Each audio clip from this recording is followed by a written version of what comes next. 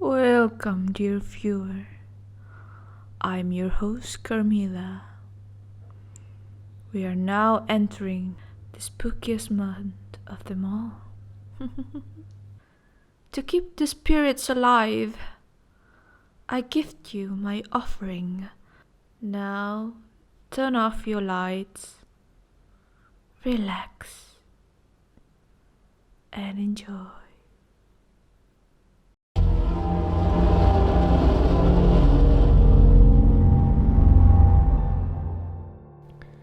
I'm just trying to bury my father, but all of the cars are just holding at me, and they know that they can just swerve out of the way.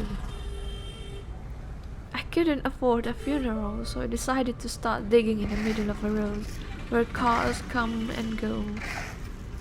I keep getting beeped at, and drivers keep shouting at me like I'm crazy.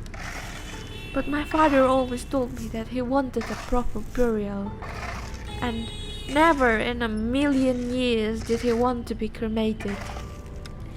I promised my father that I would bury him no matter what, and I wasn't prepared to throw away that promise. I dug in the road, and cars were swaying past me, and some idiots in the cars just stopped and were staring at me. That annoyed me the most. And you dug in the road, and I knew that my deceased father would be so proud of me for fulfilling my promise to him.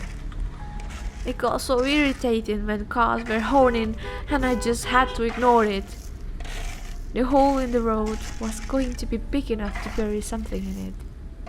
I was also going to lay down a stone in the middle of the road, so that all drivers could see and come to know who my father was.